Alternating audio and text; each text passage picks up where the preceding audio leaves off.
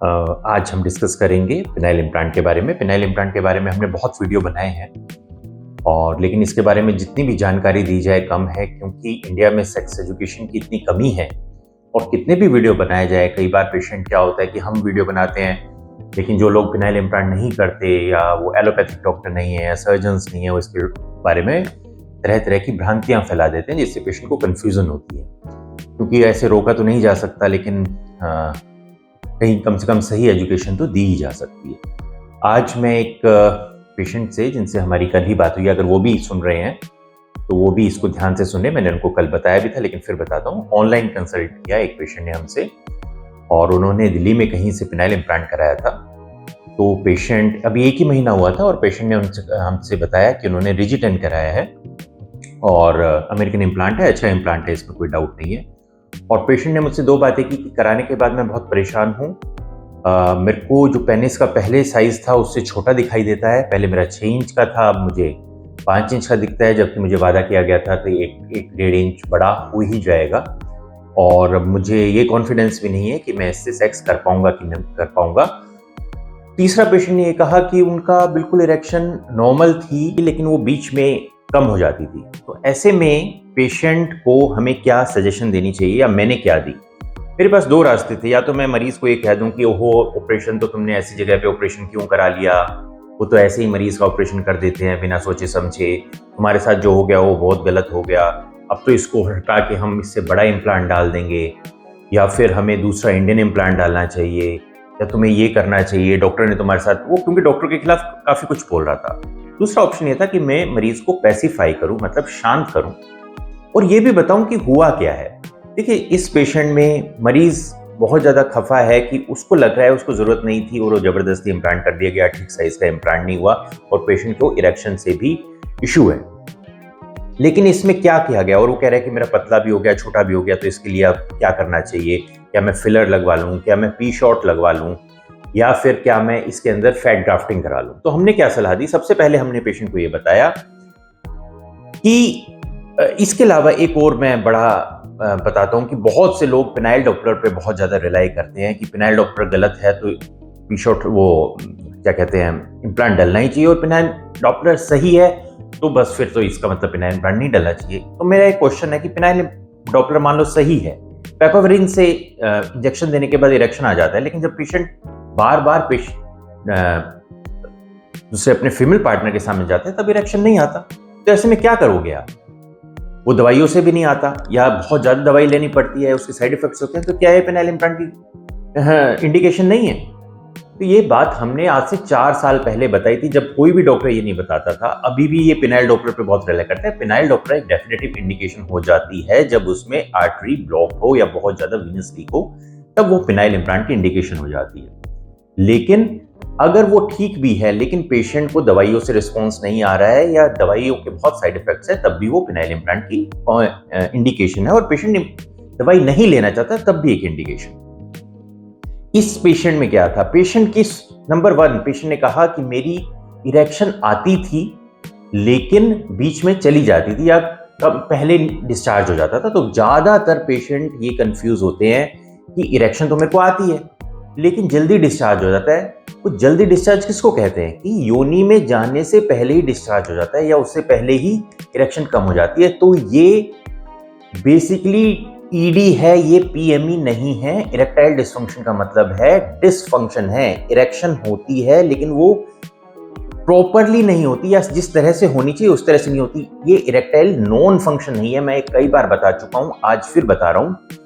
हर ED के patient में ज्यादातर 95% कुछ ना कुछ इरेक्शन, किसी ना किसी फॉर्म की इरेक्शन आती है, लेकिन वो सस्टेन नहीं रह पाती, मतलब लंबे टाइम तक नहीं रह पाती या सेक्स करने से पहले ही खत्म हो जाती है। उसी को ईडी कहते हैं। तो इनकी पहली जो ये बात थी कि मेरा बिल्कुल वैसे ठीक है लेकिन इरेक्शन नहीं, बीच में चली जाती है, तो यस, ये ईडी है, ये पीएमई नहीं है। तो पहली बात हमने मरीज को ये बताई। इस पेशेंट ने जिसने कंप्लेंट की, उसकी प्रॉब्लम ये हुई है कि डॉक्टर ने उसको सही से एक्सप्लेन नहीं किया। पहले मरीज को अच्छे से एक्सप्लेन करो कि उनकी कंडीशन क्या है, उसको मेडिसिन देने की ट्राई करो, उसको पी शॉट देने की ट्राई करो, और उसके बाद नहीं होता या मरीज अगर समझ चुका है सारी बातें और वो बिल्कुल समझदार है, उसको समझ आ रहा है कि पिनाइल इम्प्लांट होने वाला है और इररिवर्सिबल है, तभी पिनाइल इम्प्लांट करना चाहिए, पूरी तरह से समझा बुझा के।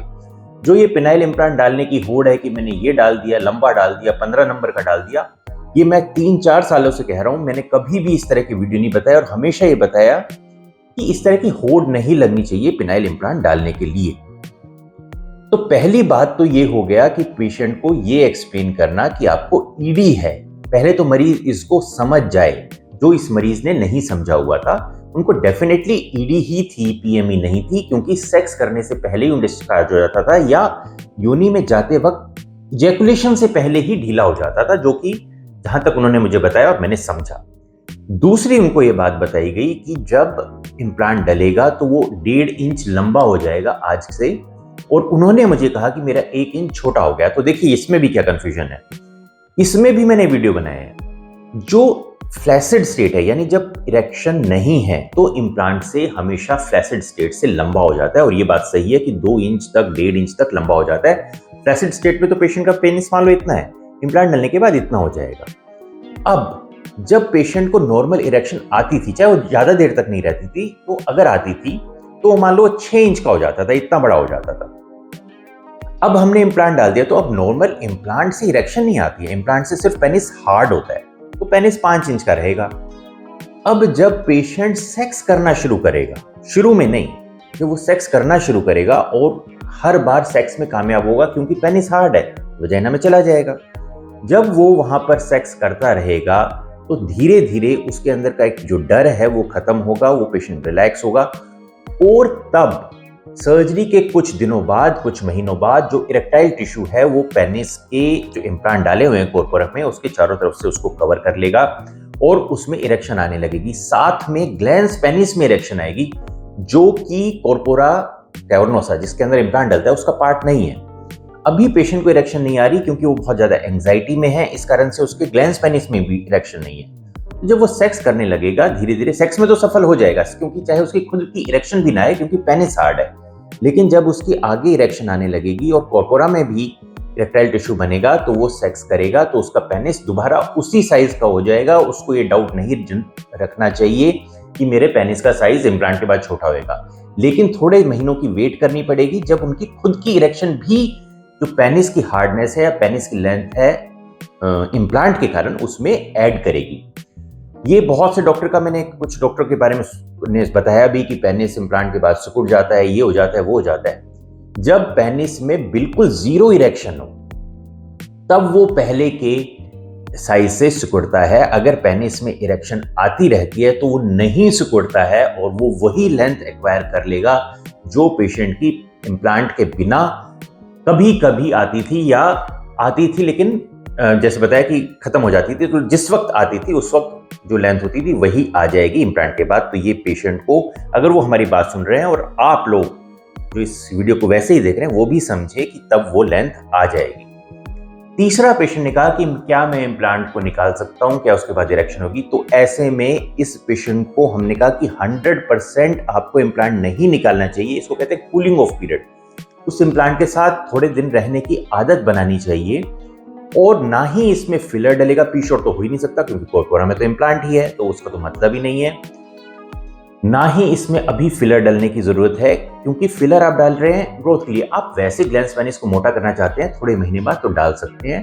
पहले इम्प्लांट को 3 महीने तक सर्जरी के कोई भी प्रोसीजर नहीं करना चाहिए, मैंने बहुत बार बताया है। उसके बाद अगर आपको ऐसा लगता है तो 3 महीने के बाद, या अच्छा रहेगा 6 महीने के बाद, आप फैट ग्राफ्टिंग करा सकते हैं। तो ये सब बातें पेशेंट को बताई, एक एश्योरेंस दी कि आपको डरने की जरूरत नहीं है। इसमें इरेक्शन अगर आपकी आती थी तो वो आ जाएगी, लेकिन थोड़ा टाइम दो, एंजाइटी कम करो, घबराहट कम करो, तो ठीक हो जाएगा। तो ये सब बातें मरीज को बतानी ऑपरेशन से पहले जरूरी है। अगर आप मरीज का सीधा ऑपरेशन कर देंगे, वो ऑपरेशन के लिए तैयार ही नहीं है, तो वो उसको इस तरह की सब बातें आएगी, वो इंटरनेट पे देखेगा, वो देखेगा कि एकदम हार्ड रहता है, इरेक्शन आती नहीं है, उसको परेशानी होने लगेगी। अभी तो जब हमने इम्प्लांट डाला, उसकी कॉर्पोरा में टाके लगे हुए हैं, 1 महीना भी नहीं हुआ है, तो वहां पे हील हो रहा है, पेशेंट की स्वेलिंग है, पेन है, तो इरेक्शन कैसे आ जाएगी? ये बात सही है कि हमने कुछ वीडियो बनाए जिसमें हमने पेशेंट से 1 हफ्ते बाद ही पूछा, और पेशेंट को 1 हफ्ते बाद ही इम्प्लांट के बाद इरेक्शन आ रही थी। उसका रीजन मैंने ये भी बताया था कि अगर आप इम्प्लांट थोड़े से छोटे साइज का डालोगे तो कम इंजरी करेगा, उसको डालने के वक्त कम आपको मशक्कत करनी पड़ेगी, जिससे कम टिश्यू डैमेज होगा, तो इरेक्शन ज़्यादा आती है। लेकिन थोड़ा सा वेट करना चाहिए पेशेंट को भी, और आप सब जो भी इम्प्लांट कराना चाहते हैं या कराने की सोचते हैं, उनको ये बात पता होनी चाहिए। सबसे इम्पॉर्टेंट बात जो मैं दोबारा बोलता हूँ, जो पेशेंट हमारे पास आते हैं कि मुझे पीएमई है, पीएमई तब होता है जब योनि में पेनिस चला जाए और उसके बाद जल्दी डिस्चार्ज हो जाए। अगर योनि में जाने से पहले ही डिस्चार्ज हो रहा है तो वो पीएमई नहीं है, वो इरेक्टाइल डिसफंक्शन है। ऐसे में पी शॉट लेने चाहिए। ऐसे में इस पी शॉट के साथ जरूर आप बोटॉक्स फिलर कंबाइन कर सकते हो। और अगर बहुत ज़्यादा ये प्रॉब्लम बहुत ज़्यादा है और आप सेक्स कर ही नहीं पा रहे, तो आपको इम्प्लांट की भी तरफ जा सकते हो। ये एक बेसिकली आपको वीडियो था समझाने के लिए। अगर इसके अलावा भी कोई डाउट्स रह गए हैं तो आप पूछिए। हमारे क्लिनिक में मैंने इतने पेशेंट ऑपरेट किए हैं, एक बात ज़रूर है, पेशेंट को ये बात पूरी तरह एक्सप्लेन की जाती है। जो भी पेशेंट अभी ये बात सोच रहा होता है कि नहीं नहीं मेरी इरेक्शन तो आती है, उसको इम्प्लांट नहीं किया जाता।